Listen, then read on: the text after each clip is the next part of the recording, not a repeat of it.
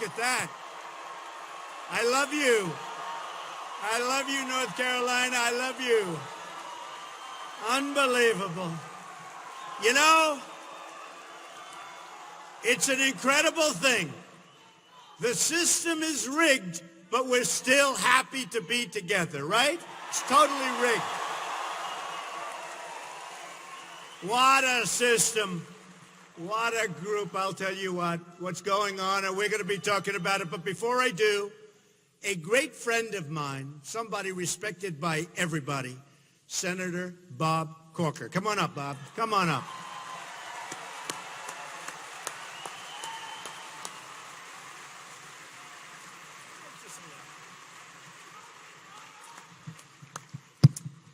I wasn't going to say anything. I just came to visit. But I have to tell you something. The rallies that I have back home aren't quite like this. Pretty good. Pretty tough. Pretty cool. Yeah, this is unbelievable, isn't it?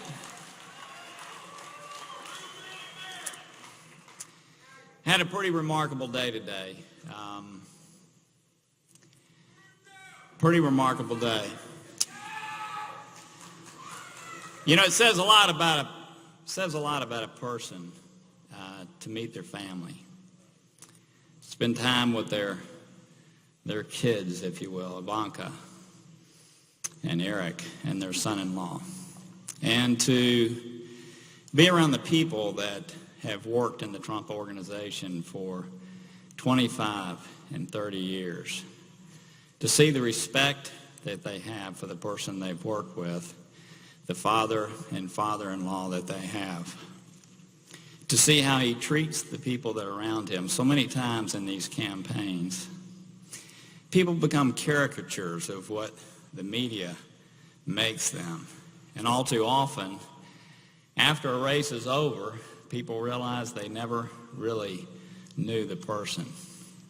Somebody once told me it's not who you know in life, it's how you know them. And I had the incredible privilege today to spend time with this man, to spend time with his family, and to spend time with those who know him so well. And I figured out the reason that you love him so much is because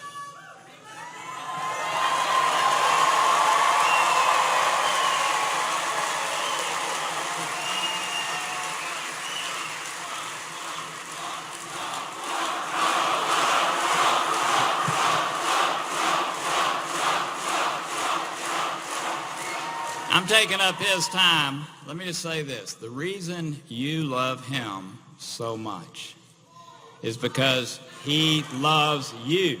He loves you, and he wants the best for you, the Republican nominee for President, Donald Trump.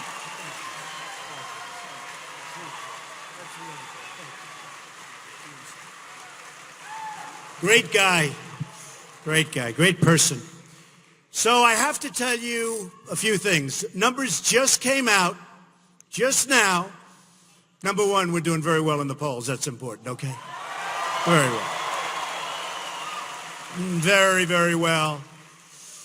But, you know, the numbers just came out that during the primary system, during the primaries, the Republicans, I wonder why, were up 62%.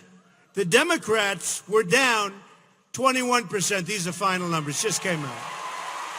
That tells you a little bit about what's going on. And what's going on very big and big league is what you witnessed today and over the last week. From Bill Clinton going to the plane, just happened to be there. I wonder how long he waited. But for Bill Clinton to go to the plane and then to have what happened today, where essentially, everybody thought, based on what was being said, she was guilty. She was guilty. And it turned out that we're not going to press charges. It's really amazing. But I'll tell you, look, we have a rigged system, folks. Hey, I used to say it during the primaries. We're all together. I won North Carolina big league because of you. Big league.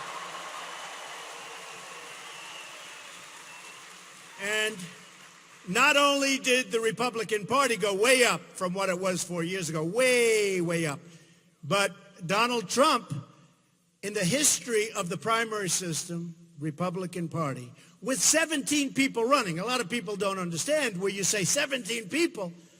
I got almost 14 million votes, more than anybody in the history of the Republican Party, more than Ronald Reagan,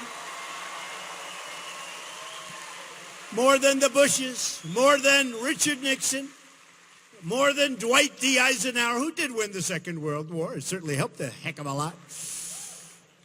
We got the highest vote count in the history of the Republican Party. That was such a big thing for me. We won 37 states. It just got stronger and stronger and stronger.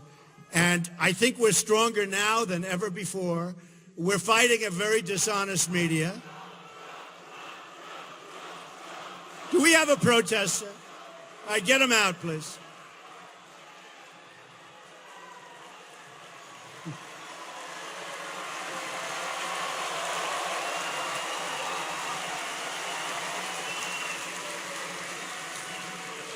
Oh, we love our protesters, don't we? It's the only time I get the cameras to turn. The only time we get those cameras to turn. Look at the size of this place. This is really great. This is really great. Get them out. Get them out. Get them out. All right, thank you.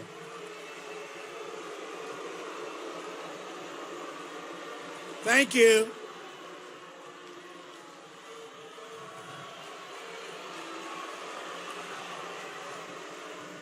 That's all right. Take it easy. Take it easy, folks. You know, if I could speak to these people for a little while, what do we want when you think of it? We want good education. We want a strong military. We want strong borders. We do want the wall. We want to keep our jobs in North Carolina. We want to keep our jobs in North Carolina. I mean, look at what's going on, folks. We're going to build the wall. Don't worry. Who's going to pay for the wall? Who's going to pay? I didn't hear you. Who's going to pay? Better believe it. They're going to pay. They'll be happy to pay. If the right person asks them, they're going to be happy to pay. No problem. If the wrong person, like crooked Hillary Clinton, asks them, they're not going to pay. But she's never going to ask. She's never going to ask. And I'll tell you what. When it comes to trade, and I just got a list of companies that have left North Carolina, and they've gone down to Mexico, and it's a disgrace what's happening. It is a disgrace what's happening, and we're going to stop it, and it's not going to happen any longer. We're losing our jobs. We're losing our manufacturing. We're going to stop the nonsense that's going on, and it's so easy to stop. We will stop it so fast, your heads will spin. Remember that. Your heads will spin. So we'll talk a little bit about trade later. It's so easy. The trade is so easy, folks. It's so easy. The trade of all of them. We're going to knock the hell out of ISIS. We have, by the way,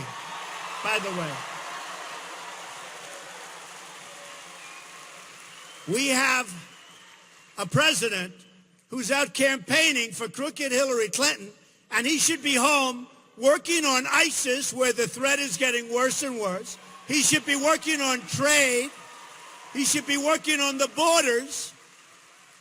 People are flowing into our country from lots of places, but from Syria, no more.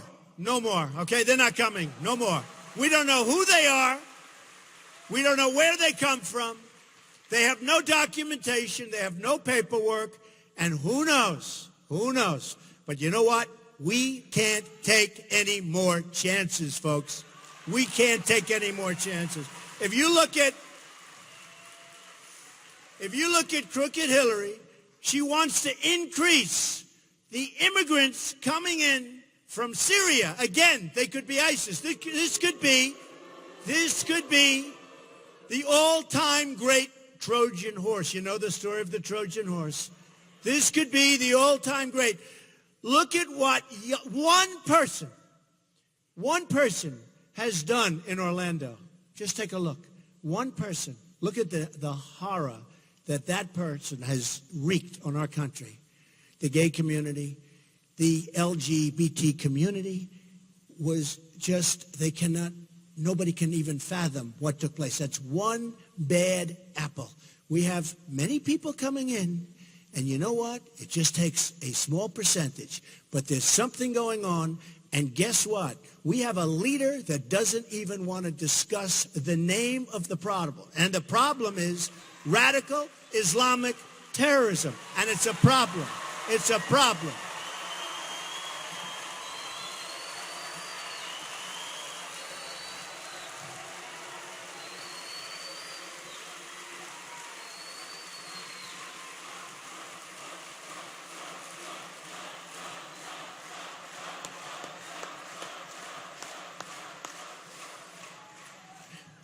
And we've got Hillary Clinton, who's weak, who's ineffective. She'll never be able to do the job. Her judgment is horrible. Look at her judgment on emails. Who would do it? Look at her judgment. Her judgment is horrible, all right? Her judgment is horrible. Now, who said that about Hillary? Bernie Sanders said, her judgment is bad. She's got bad judgment, okay? Now, let me tell you, whether it's ISIS, whether it's trade, whether it's borders, whether it's jobs, it's going to be 4 more years of the same thing. The last thing we need is another Clinton, or the last thing we need is an Obama Clinton in the White House. We have got a mess in this country. We owe $19 trillion, soon to be $21 trillion. The debt has doubled under Obama. It's doubled. Wait till you see. We are sitting on a mess, and it's got to be taken care of. And the way it gets taken care of, at least that aspect of it, is jobs. We're going to bring jobs back to North Carolina. We're going to bring jobs back to our country. It's going to be America first, not all these other countries that don't give a damn about us. It's going to be America first. America, America, America first.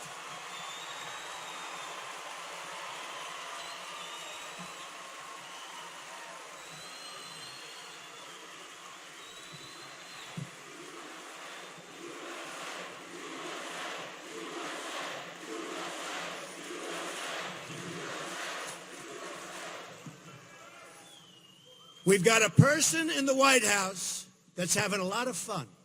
A lot of fun. I watched him today. It's like a carnival act. A lot of fun.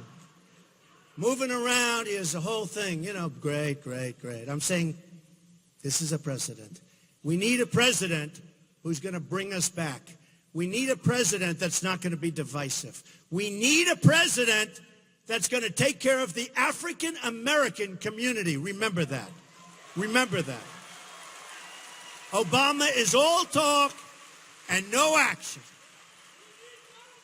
We need a president that's going to create jobs for Hispanics who don't have the jobs. We need a president that's going to turn our country around, and Obama cannot do it, and Hillary Clinton will be even worse. Believe me, she will be even worse.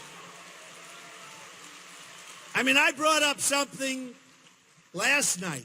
I heard they're flying down on Air Force One. Now, Air Force One is a very old Boeing 747.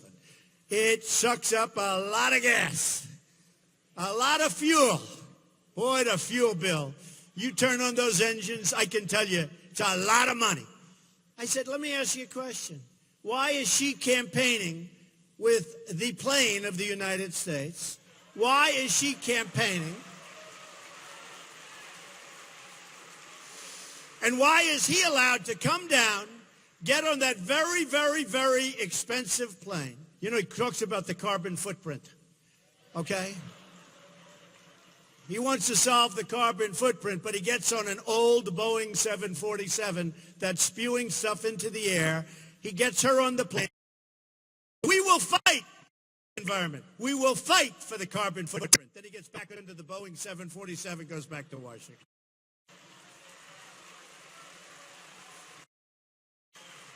His greatest was when he wanted to play golf in Hawaii.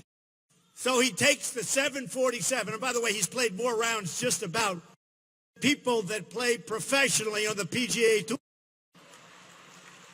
I mean, this guy. And he gets on this plane, flies to Hawaii. He's there for a long time. Golf, golf, golf, golf, more. Learning how to chip, learning how to hit the drive, learning how to putt. Oh, I want more. Our country's going to hell. ISIS is laughing at us. They're chopping off heads. They're drowning people in steel cages. And he's out there playing golf with just about as long a trip as you can make from Washington. Then after a long extended vacation, he gets back on the plane, flies back, lands, starts talking about the environment. Okay, give me a break, folks. Give me a break. Give me a break. Now, we need unity in the Republican Party. And I have to be honest, I think I win without the unity. But we need unity in the Republican Party. And for the most part, we have unity. We have some pretty good stuff. And we have some great people, like Bob, who just came up, and so many others, so many senators, so many congressmen and women. We have great people. But we need real unity, and the leaders have to get supportive. And if they don't get supportive, we're going to win anyway. Don't worry about it. In fact, probably I do better without the kind of support that we're talking about, because that's where I'm here in the first place. That's why I'm here in the first place. The convention's going to be terrific. We have great speakers. We have fantastic speakers. We have so many people that want to speak. They give us the stuff, oh, they don't have enough. We have so many people that want to speak. I have made so many enemies by saying, I can't let you do it. But we want people that love our country and want to be there and that love our party. And if they don't love our party, they shouldn't be there. And let me just tell you one little thing, which turns out to be a big, big thing. Defense is always most important, right? We have to defend our country. We're going to have to build up our military again. It's really depleted. It's in bad shape. We're going to build it up. We're going to take care of our vets like you wouldn't believe, because our vets are being mistreated horribly, horribly. Our greatest people. And we have a plan that's received universal, fantastic reviews. And I'm the only one. I made a speech up in a great part of the world, okay? I won't even mention where. But I made a speech, and during the speech I said, let's raise some money for the vets. We ended up raising $5.6 million for vets. I gave $1 million, and we ended up, I could have just made a speech and left. And the press comes down. Well, he should have given here. He should have given it faster. We have to vet the vets. You know that, right? They're groups. Who knows? We have to check them out. But anyway, we raised $5.6 million for the vets. I am so proud of it. I love the vets. I have received more accolades from the groups. We're sending groups that never had money, 100,000, 200,000. In one case, 1.1 million. In another case, 250, 75,000, 50,000. All of these groups, I don't know, 30-something groups. It was so beautiful to see. You, all of us, we have received accolades. And I say all of us because this is a movement, folks. This is not like a normal situation. Look at this room. Look at the size of this room. And there are thousands of people, and I got wiped out getting off the plane. It was raining and windy, and I want to tell you, it's actually beautiful. Beautiful. And now you know it's my hair, because any hair that could withstand that wind. The pilot, it is my hair. The pilot said, sir, I'd wait about 10 to 20 minutes before you get out of the plane. I said, why is it 35, 40-mile-an-hour gusts, raining. I said, no, we're not going to keep these.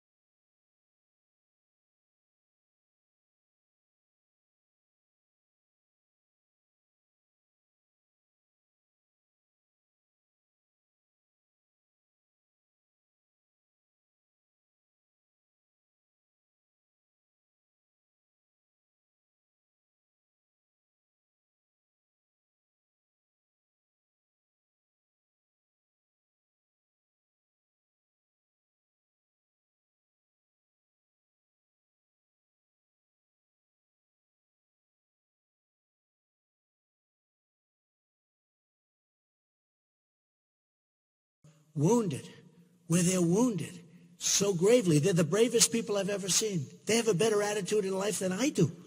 Some of these people, they have the best attitude I've ever seen. I work with them. We help them. And they have the best attitude I've ever seen. I've never seen anything like it. I'm serious. They have a better attitude about life in some cases than I do. These are amazing, amazing people. We shouldn't have done it. But what did we get out of it? We got ISIS on top of everything else. Now we have a president that doesn't know what the hell he's doing. He doesn't have a clue, folks.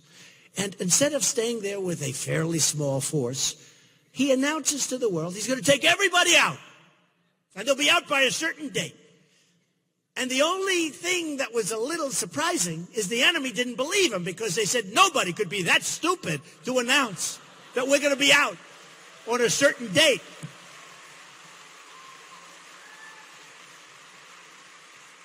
And then that date came and we were gone. We were gone. We shouldn't have been there. We shouldn't have destabilized. Saddam Hussein was a bad guy, right? He was a bad guy, really bad guy. But you know what he did well? He killed terrorists. He did that so good. They didn't read him the rights. They didn't talk. They were a terrorist. It was over. Today, Iraq is Harvard for terrorism. You want to be a terrorist, you go to Iraq. It's like Harvard. Okay?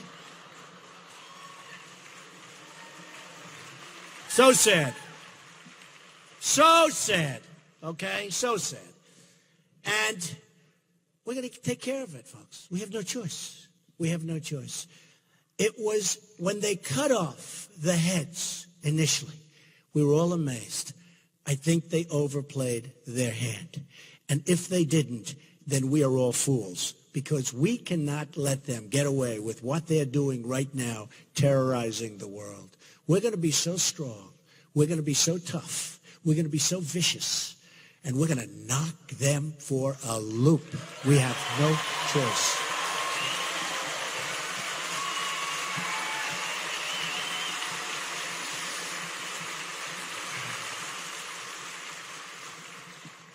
So I wrote some notes coming in the plane because I was watching this tragedy that took place today and over the last few days. It's a tragedy because we're a country of law. We're a country of order. Other people have been so badly hurt by doing things so much less than crooked Hillary Clinton. So much less. Right? So much less. I mean, you look at so many people have suffered so gravely for doing so much less. Now, does that mean that we expunge their record? Does that mean that we say, all of you people that have been so guilty for so many years, we can no longer accept that as a ruling because what we've done for her, and she was so much worse than anybody that we're talking about, does that mean that we have to exonerate everybody? We have to take back the punishment that we gave them because we have a country that's supposed to be fair.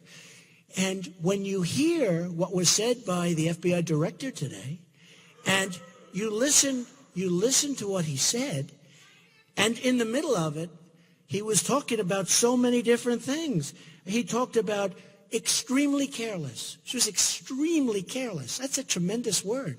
You didn't have to be careless. You didn't even have to really know that what you were doing was wrong and you're guilty, because we're talking about serious stuff. We're talking about the lifeblood of our country.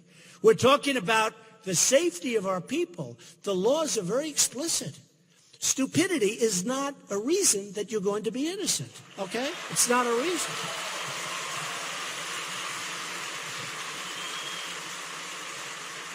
And I don't happen to believe that it was stupidity, okay? But even stupidity is not a reason. And boy, what they've done. So I wrote this out, and I'm going to read some of it to you. And I think it makes sense, and I think it's important for us to understand. Today is the best evidence ever that we've seen that our system is absolutely, totally rigged. It's rigged.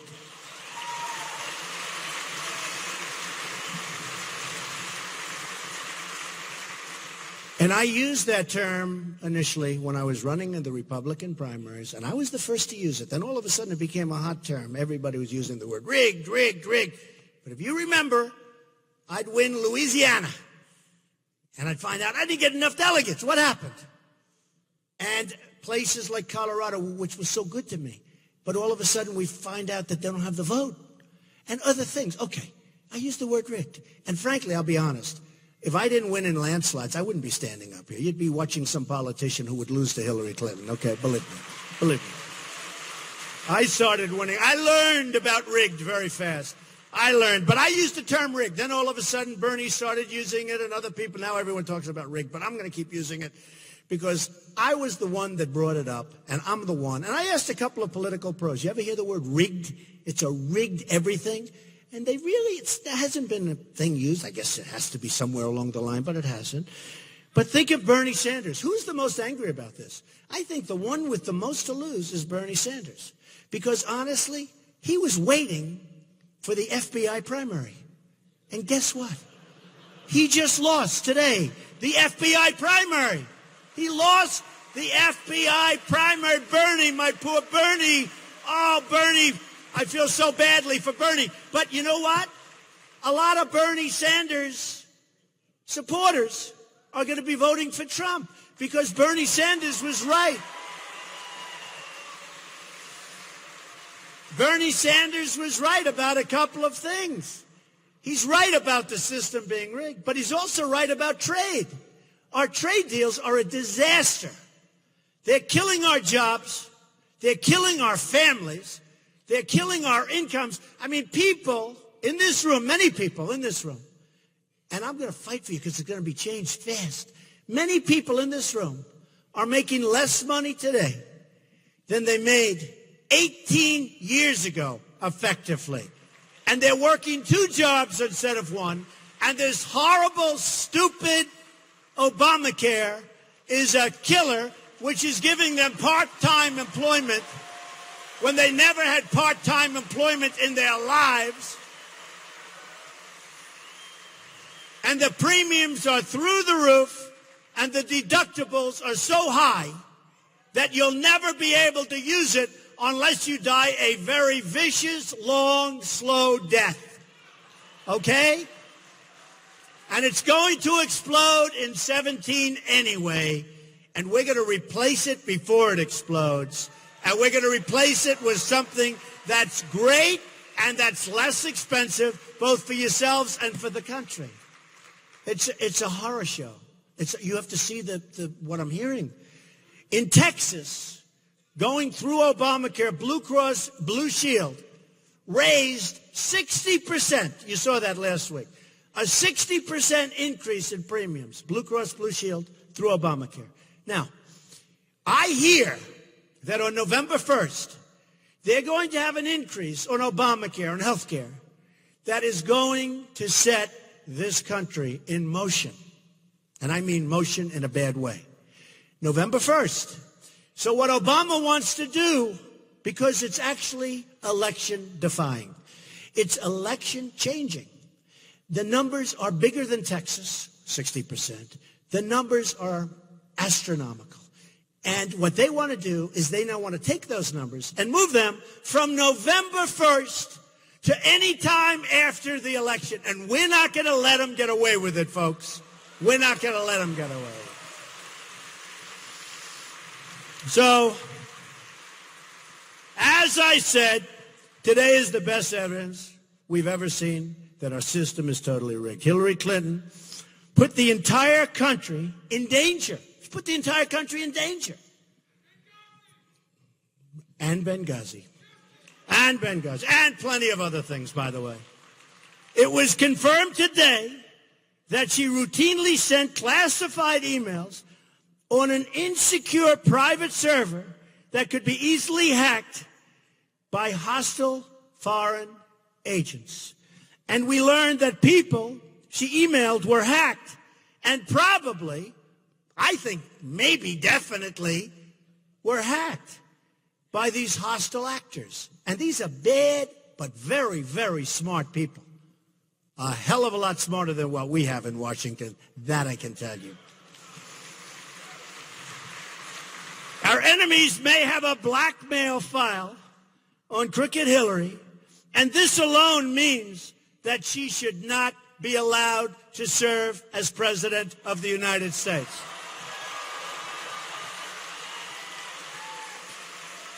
We now know, just wrote this out, we now know that she lied to the country when she said she did not send classified information on her server. She lied. She sent vast amounts of classified information, including information classified as top secret. Top secret. Okay? And this is where they said that she was extremely careless and, frankly, I say, grossly incompetent. She will be such a lousy president, folks. So sad. Okay. The lives of the American people were put at risk by Hillary Clinton so that she could carry on her corrupt financial dealings. That's probably why she didn't want people to see what the hell she was doing. She went to extraordinary lengths to carry out an Enron-style purge of her emails. 33,000 emails are missing, and they say, oh, she's fine, she's fine. 33,000. And I've always been told you can't really get rid of an email. Have you ever heard this? That if we have the real super geniuses that know this stuff, they say you can't get rid of emails. But we didn't use them because they didn't want to use them. They didn't want to use them. So, like a criminal with a guilty conscience, Clinton had her lawyers delete, destroy, and wipe away forever, except I still say there are geniuses that can find them.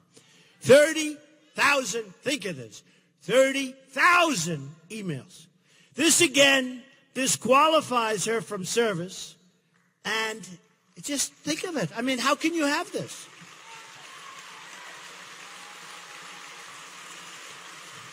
We know now that these deletions included emails that were work-related, one more big, fat, beautiful lie by crooked Hillary. Any government employee who engaged in this kind of behavior would be barred from handling classified information. Again, that alone disqualifies her. And again, Bernie Sanders talked about bad judgment, but he's not happy tonight, folks, because now it looks like it's over for Bernie. But you know what? I have a feeling they're going to have a lot of people marching on Philadelphia. Let's see what happens, okay? Let's see.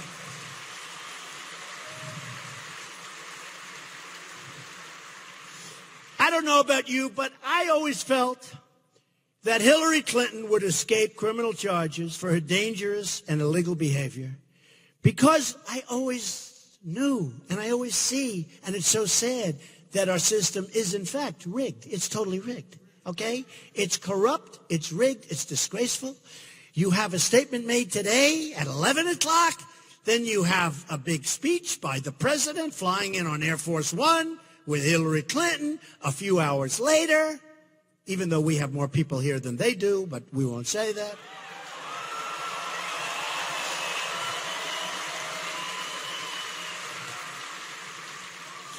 So the AG met with the president, had to, before the announcement. I mean, how about that? Met with President Bill Clinton. How about that deal, right? He's waiting around. He's waiting at the airport. Oh, look, the AG's come. Oh, let me go say hello. 39 minutes. I'm going to talk about the grandkids. He's got two. I hear they're beautiful. He's got two. Now, I have 8 grandchildren, and I will tell you, I can talk about them. And after I say, isn't she beautiful? Isn't he beautiful? Oh, I love this guy. I love the kid. I love it. But after about a minute, I can't go much longer. I want to get to business, right? For you, I want to get to business. But he didn't talk about it. He talked about golf, okay? So he talked about the grandkids, and I would say that would take anywhere from 30 seconds to a minute. Seriously. Am I right? I mean, you know, how long can you talk? Mr. Attorney General, I have the most beautiful grandchildren you've ever seen. Let me show you a picture. Isn't that great? Let me show you another picture. What do you think? I think they're beautiful. Aren't they beautiful? And they're smart, and they're great. They're great. Now he's starting to run out of words. That's 30 seconds. Okay. Now he's going to talk about golf. I know more about golf than he does. You can't talk about golf that long. It's just, hey, Jack Nicklaus is the greatest. The greatest, right? He is. Tiger, when's Tiger coming back? Adam Scott's wonderful. He won at Raleigh. We love Adam Scott. Phil Mickelson, we love. What are you going to talk? You can't talk much longer. A couple of minutes. Okay? I don't think they went over the swing, the technique or anything, right? The plane's too small. Okay? Right? So give the grandchildren 2 minutes. Give the golf 3.5 minutes. That's a long time to be sitting there twiddling your thumbs. What else are we going to talk about? Let's talk about Hillary. Let's talk about Hillary. Did you see today Hillary announced that she may consider the Attorney General? I'm not casting aspersions on anybody, other than Hillary, of course. But she may consider the Attorney General, who's ruling on her case now. Now they're ruling on the case, to continue forward as Attorney General. Now, how do you make that statement when they are going to rule? Because remember what happened. The FBI makes their recommendation, and then still it's up to the Attorney General's office. So Hillary said today, at least according to what I saw on television, which you can't always believe. I actually found it hard to believe she'd say this. But she said today that we may consider the Attorney General to go forward. That's like a bribe, isn't it? Isn't that sort of a bribe? I think it's a bribe. I mean, that if she wins, she's going to consider extending the Attorney General. And you know what? I'm not knocking the Attorney General. What I'm saying is, how can you say that? It's a bribe.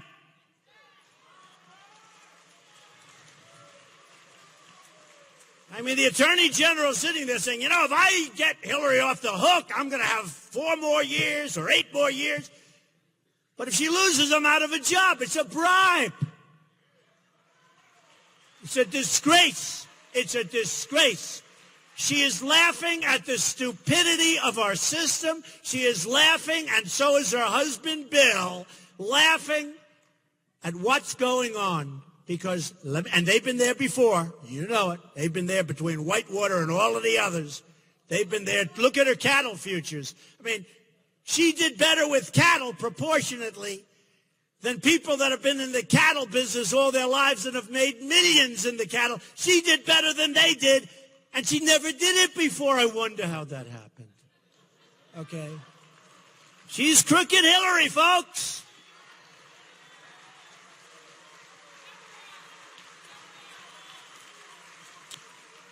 And now with all of that going on, you have Obama campaigning.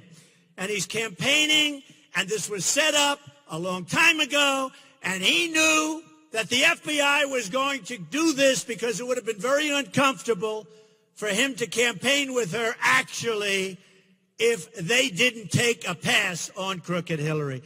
So they take a pass. They announce they're not going to press charges. Lo and behold, a few hours later, let's have a press conference. Let's do a speech together. By the way, her speech was terrible. I watched it. How boring was that speech? Do we like Trump better? Do we like Trump better?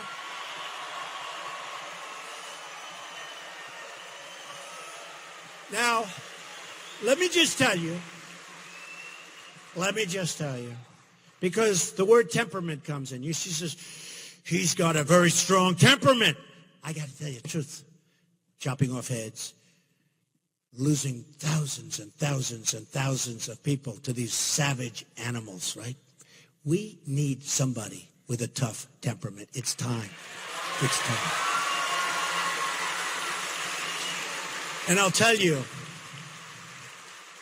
whether it's on trade, whether it's on military, whether it's at the border, the last person these other countries want to see as president of the United States, because I'm going to be fighting for you, not fighting for them. I'm going to be fighting for you, is Donald J.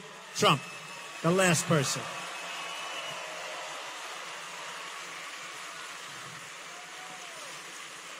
So, the last person.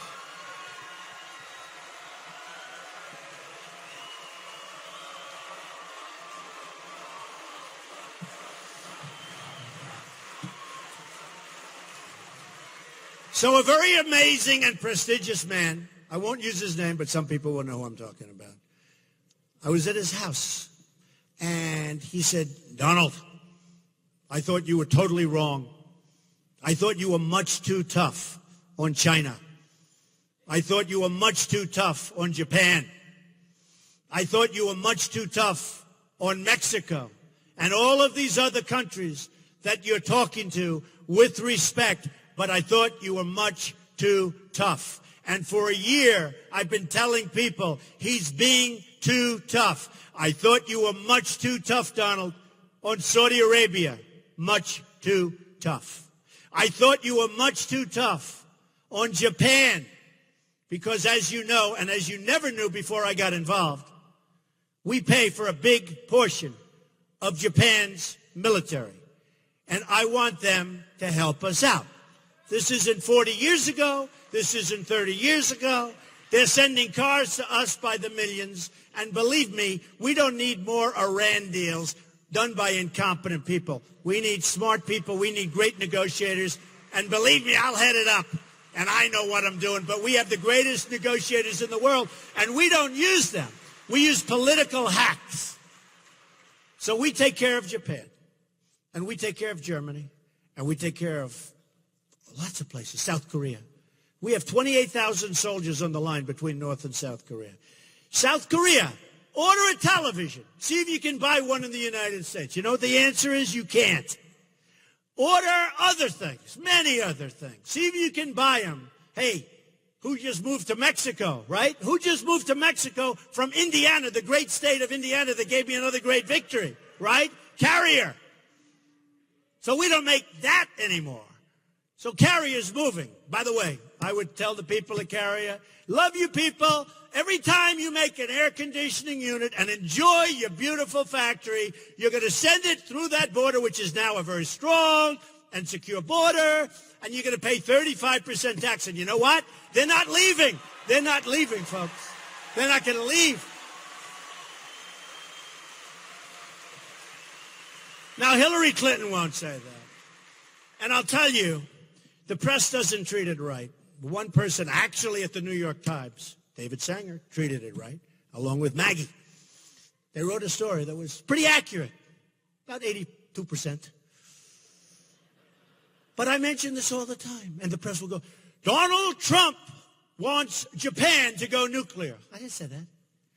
You have to be prepared always in a deal to walk. For instance, with the horrible deal we made with Iran, the horrible deal, the incompetent deal, Kerry should have picked up and walked a couple of times.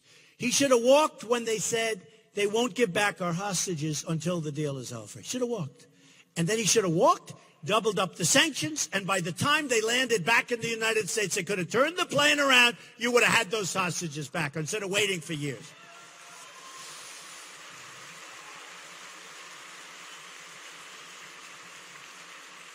And he should have said one other thing, folks. We gave them back $150 billion. I would have said it differently. I would have said, my father used to say, son, you're too tough.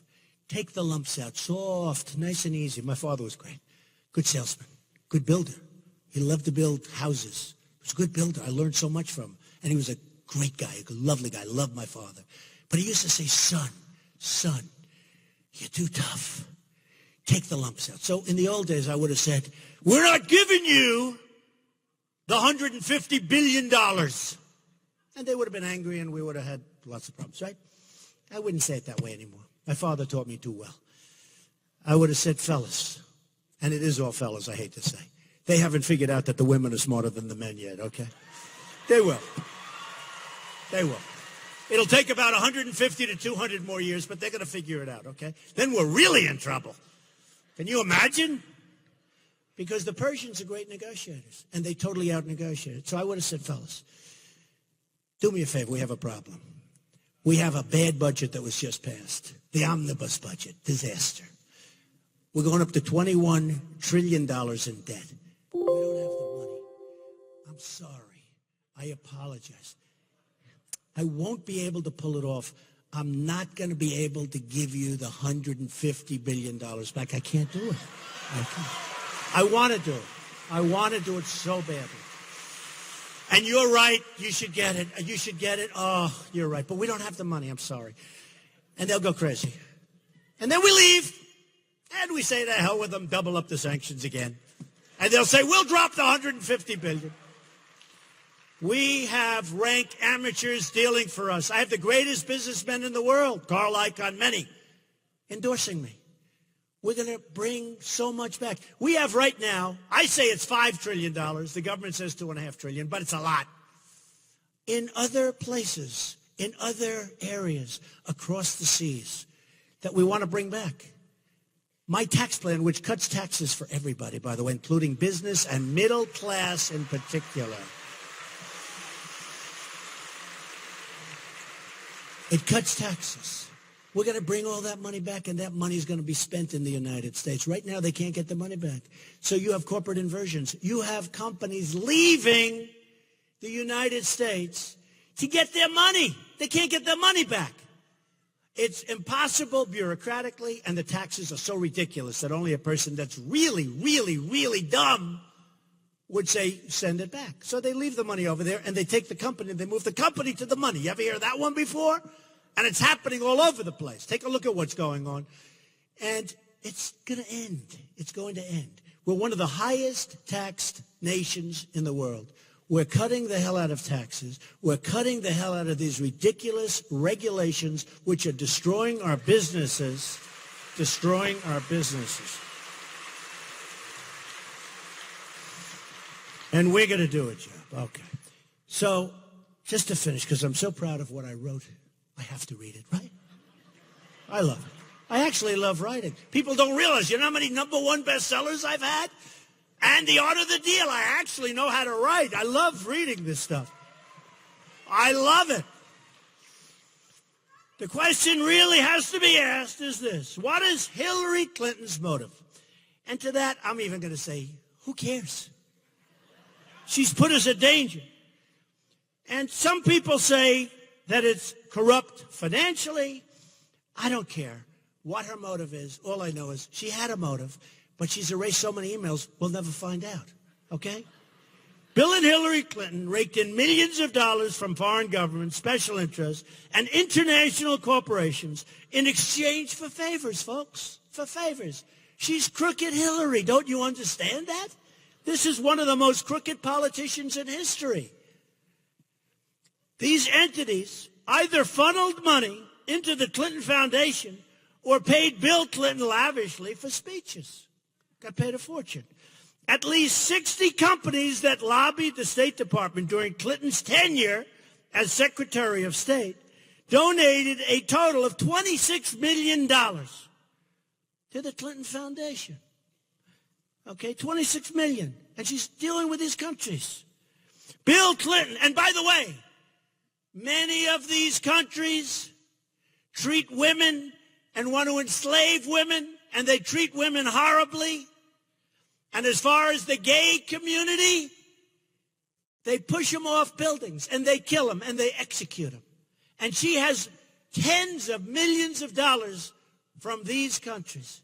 Believe me, I am better for the gay community. I am better for women than she will ever be on her best day. On her best day.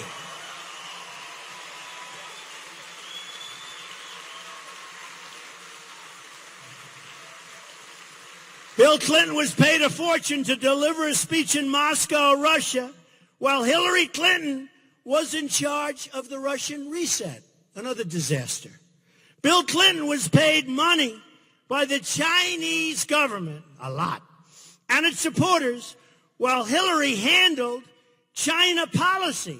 And during this time, China was stealing hundreds of billions of dollars in United States intellectual property. Okay, folks? We could go forever. ABC News said President Clinton accepted speaking fees from numerous companies and individuals with interests pending before Hillary Clinton's State Department. Oh, that's nice. That's nice. International Business Times said governments and corporations involved in the arms deals approved by Clinton State Departments have delivered, listen to this, have delivered, her State Department, she's approving deals, have delivered between $54 and $141 million to the Clinton Foundation. $141 million. Are we, what's going on here?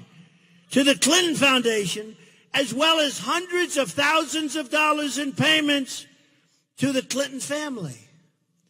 Then, when Hillary left the State Department, she was paid $21.6 million for speeches delivered in less than 2 years. That's not bad, $21 million for making speeches. And she's a boring speaker. She's terrible. Think what I could make. Oh, man, what I make. She's a terrible speaker. She got $21.6 million for speeches.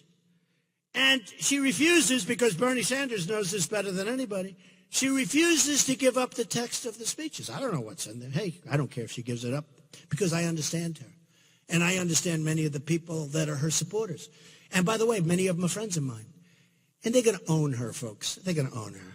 Don't forget, I used to be on the other side of the equation. I used to be establishment. Then on June 16th, I ran. And everyone said, oh, he's no longer establishment. He's not supposed to be running. He doesn't need our money. That's terrible. And I put up $55 million approximately in the primaries and won, big league. And then, and I'm putting up money now, but I'm raising a lot of money for the party, and it's good. It's good. It's really good. We're going to win this thing. We're going to take this country back from these thieves and these crooks and these horrible presidents, these phony presidents.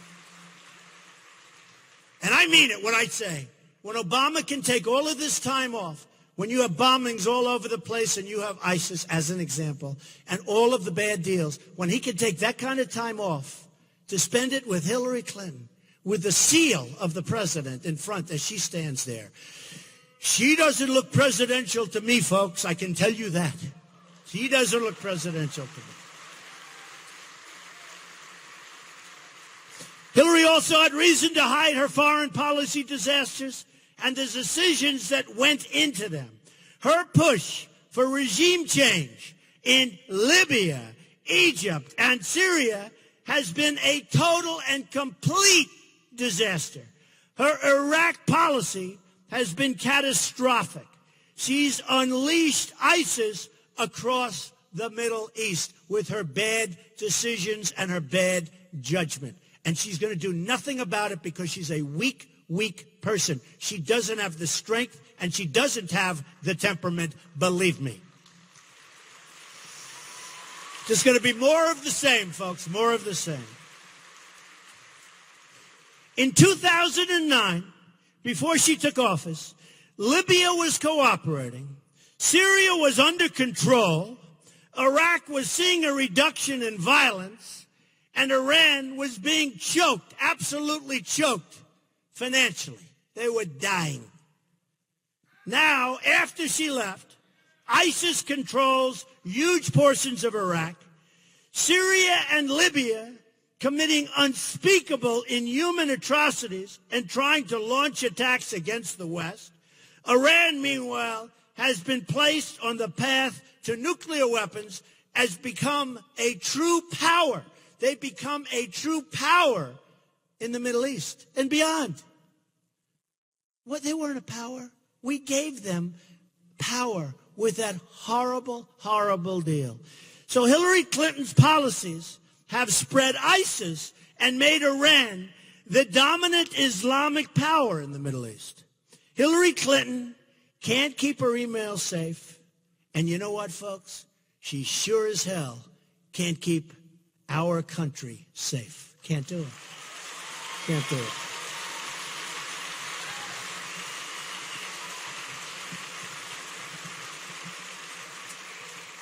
So I want to thank the people of North Carolina. It's been such an amazing run for me. It's been such an amazing run.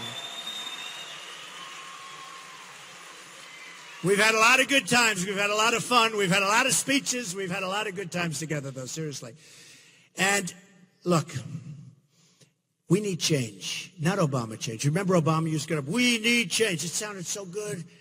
Everybody thought, and I actually thought he'd be a cheerleader for the country. I thought he'd be a cheerleader, and he's really turned out to be a very divisive person, okay? We need change. And I hate to use the term, but we really do need change. We need fresh, tough, bold ideas. We need people that know what they're doing. We need people that aren't worried about political correctness. We can't use that term.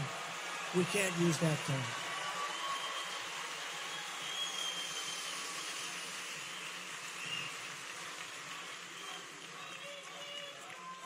And I watched Obama a week ago spend a whole speech on talking about why he shouldn't necessarily have to say radical Islam, why he shouldn't do it. That's what the problem is, and he doesn't even know it. I don't even think he knows. Honestly, folks, I don't think he has a clue. I don't think he knows what the hell is going on, okay? I don't think he knows what's going on. And you know, it's a very interesting thing, but I was watching yesterday, and everybody's saying, ISIS, ISIS, ISIS, ISIS. Now, you know, you can have your definition. It has to do with territory, and it has to do with other things, and we can both give you definitions of ISIS and ISIL. But do you ever notice people say ISIS, except him, he says ISIL, ISIL. He goes, and ISIL is being driven back, and ISIL is the JV. Remember that, the JV? Man, if that's the JV, I sure as hell don't want to see the varsity, right? Don't worry. Don't worry. If I win, they'll be the JV, and then they'll go down to first grade pretty soon, folks. But he says ISIL, and you know, it's almost like he does it to make people upset. I've had so many people say, why doesn't he just say ISIS? Forgetting about definitions. And actually, some friends of mine that are very, very good on the subject say ISIS is actually more accurate. But who knows? But everybody says ISIS. Say ISIS. It'll be so nice, right? Right? Don't say ISIL. And ISIL will be driven back. You know, it's always, ISIL will be driven back. In the meantime, it's a disaster. It's totally a disaster. Remember this, and I said it before. Our military is depleted at a time when probably in the history of this country, we need strong military. We are going to win North Carolina.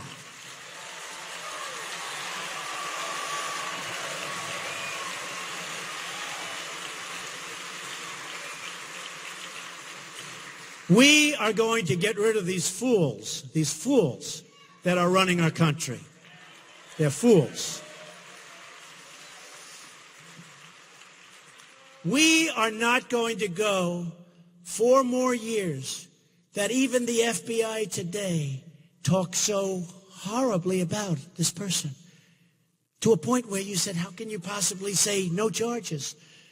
What they said and what he said today was so bad. So here's what we're going to do. We're going to start winning again.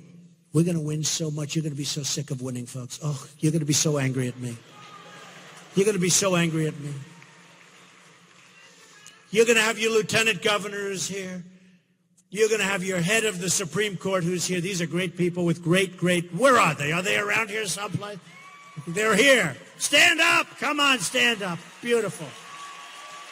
These are great people with great reputations. I will tell you, outside of North Carolina, they have great reputations, okay? And you're lucky to have them. But here's what we're going to do. We're going to start winning again. We're going to win at every level. We're going to win with our military. We're going to take care of our vets, and we're going to really take care of our vets. And it's not even a question of money. It's a question of competence. We're spending so much money, and it's corrupt. It's a corrupt enterprise. The Veterans Administration, you look at what's going on in Arizona with the VA. It's a corrupt enterprise. So we're going to start winning. We're going to win on the Second Amendment. We're not going to let people take our guns away.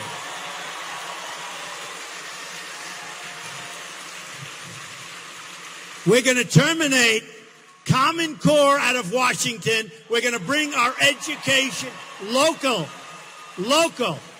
So we can have our local people who love our children and who really understand our children, give them the kind of education that we want. We're going to repeal and replace Obamacare so quickly. We're going to create strong borders. We're going to build our wall. We're going to stop drugs from flowing into our country like water. It's flowing into our country like water. We're going to protect our states. We're going to protect our youth and others from the drugs that are flowing through the southern border. We are going to make the greatest trade deals anyone's ever made. We're going to bring our jobs back. We're going to bring manufacturing back. We're going to be selling things to other countries.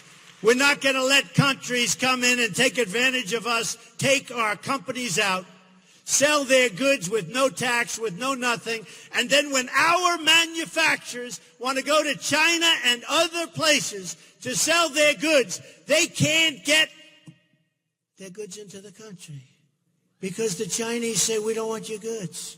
So they dump onto our land, and they dump their steel, and they dump their aluminum, and they destroy our factories, and they destroy so much. And you know what, folks? We're going to end up doing our own products largely again. And you know what? Let me tell you, our products, and I am not for isolation. This is only if they don't behave. But they devalue their currency. They make it impossible for our companies to compete. Every time we start to do well, various countries that are grand masters, they start devaluing their currencies, and our countries go from, boy, I'm feeling good today, to, oh, here we go again. You can't compete. It's cheating. It's a big form of cheating. We are going to take care of our manufacturers, and we're going to start making product again. And let me tell you something.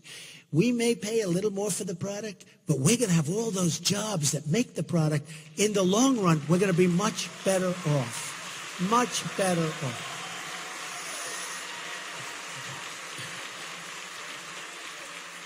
And a lot of that will come back. And again, no isolation. We're going to have fair trade. We're going to have free trade. One of these people sitting right up there asked me the other day, what do? Do you call it fair trade? Do you call it free trade? It's all good. I can give you 10 different names for trade. Here's what I call it. We're going to make great deals for our country. I don't care if it's fair, if it's free. I don't give a damn what it is. We're going to make great deals for our country. Okay? We're not going to let happen what's been happening. So, folks, we're going to start winning again. We're going to win so much. You're going to be so sick of me. You're going to have the justice call me. You're going to have the lieutenant governor and the governor call me and say, Mr. President, the people of North Carolina are sick and tired of winning. You're winning too much. They're really starting to dislike you, Mr. President. And I'm going to tell the justice, and I'm going to tell the governor and the lieutenant governor, I'm sorry, we got to keep winning because we're going to make America great again. I love you, North